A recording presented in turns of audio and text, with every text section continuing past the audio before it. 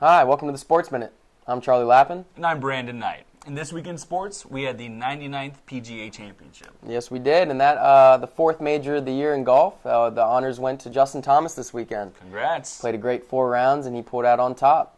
Yeah, he's a younger guy, and I feel like there's a changing of the guard going on right Definitely, I believe so as well. You got Jordan Spieth, Ricky Fowler, Rory McIlroy, Justin Thomas now, all winning majors and doing great things. Yeah, coming up, I'm not a big golf guy, but I used to always see Phil Mickelson, Tiger Woods, all these older guys. Now they're kind of on their way out, and all these younger guys are coming in. It's kind of a youth jolt. It's good for the sport. I mean, Absolutely. I love Phil, I love Tiger, but they have had their day.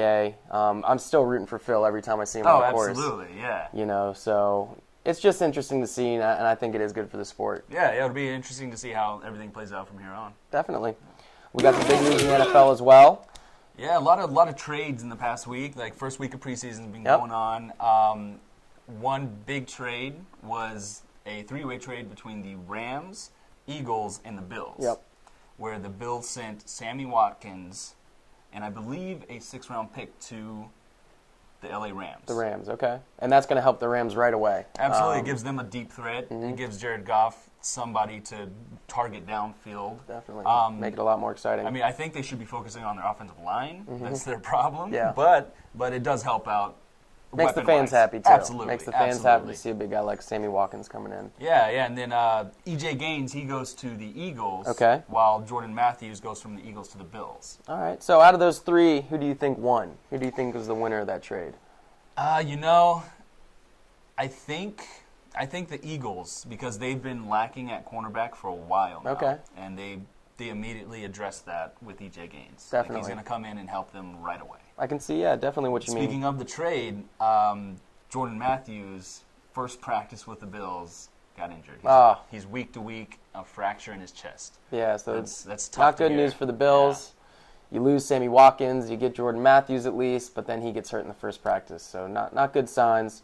I would say the Rams. I love Sammy Watkins. I think he's a great player, and I think he can really help, like you said, Jared Goff in that deep threat. So we'll see where that goes. If he can stay healthy. If he can stay healthy, of course. He's definitely a fantasy. Either he does well for you in fantasy, or you're like, why did I start Sammy Watkins? He's a this boomer week? Bust. Boomer bust. Boomer bust. So it'll be interesting to see. Another trade that went on, Robert Aguayo. Okay. The second-round pick that the Buccaneers traded up to in the second round last year. He's a kicker. Kicker. This is a second-round draft pick. It was a real head-scratcher when they traded up and drafted a kicker in the second round. But he apparently didn't work out. Missed a field goal and a PAT in their first preseason game, and he got cut. Yeah. Well, kickers are playing a more and more vital role in the NFL because of how the PAT is working out. They've moved it back 15 yards now. And last year, I know the Cincinnati Bengals lost a couple of games directly because of their kicker. Yeah. So there's some reasons that you need to draft a kicker second, I guess, as long as he's good. He's got to have Sebastian Janikowski level kicks, though, if you're going to pick him that high. Yeah, but he wasn't out of work long. The Chicago Bears picked him up off of waivers. So we'll keep an eye on him. But I think the biggest story out of the NFL right now is after a year-long investigation, the NFL has handed down a 6-game suspension for Ezekiel Elliott, running back of the Dallas Cowboys. Yeah. I'm very sad about this. Because it's a messy situation. I'm a huge Cowboys fan, but on the other hand, having grown up with a mom and a sister, I cannot and will not accept domestic violence. No, definitely, and I agree with the NFL for taking a stand on this issue. They cannot allow it. There is evidence that that put him in a position where people think he did it, even though charges weren't pressed. There is evidence supporting the fact of what he did, and we don't condone it at all.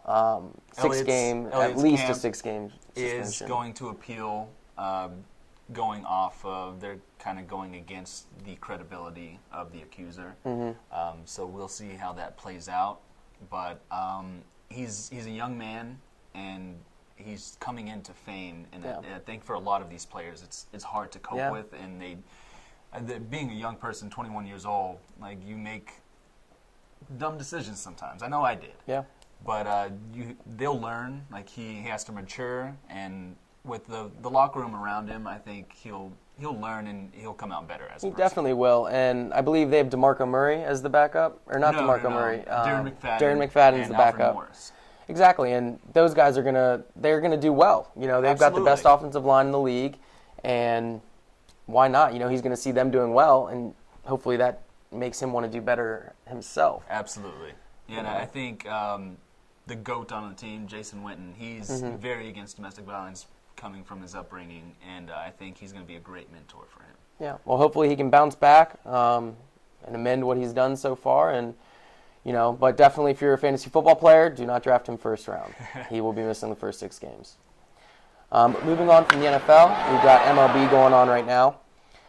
So there's 6 divisions in the MLB, and I would say about 5 of them are pretty locked up. Yeah. In the NL, you have Washington and Los Angeles Dodgers. They are way out in front. Red hot. Red hot. And then you got in the AL, Boston, Houston, and Cleveland are all at least 3 games up in their division right now. So they've got those pretty well handled unless, something happens here in the last stretch of the league, which obviously can. Yeah. That's the thing about MLB is it's such a long season. When it comes down to this, it starts to get really exciting. Mm-hmm, definitely. But yeah, and like you said, the Cardinals and the Cubs, that is exciting. They are neck and neck, half a game back of each other right now, going at it. It's going to be interesting. Absolutely. I can't wait to see what happens. Yeah, and I mean, that's the best part of baseball is the postseason and the stretch to get into the pennant race, because at that point, anyone's got it. I mean, everyone knows the Dodgers are the best team in baseball right now. Yeah, but if the Cubs get hot, and they why can't they do it? I mean, they've got the pitching, they've got the talent. Same with Washington, Houston, even Boston or New York Yankees. These guys are all got firepower. You can't really count any of them out right now. So it's going to be interesting. We'll keep you posted on the MLB situation going on, but that's all the time we got for this week. I'm Charlie Lappin. And I'm Brandon Knight. Make sure you follow us, like us, and share us. Peace out. See you next week. See you next week.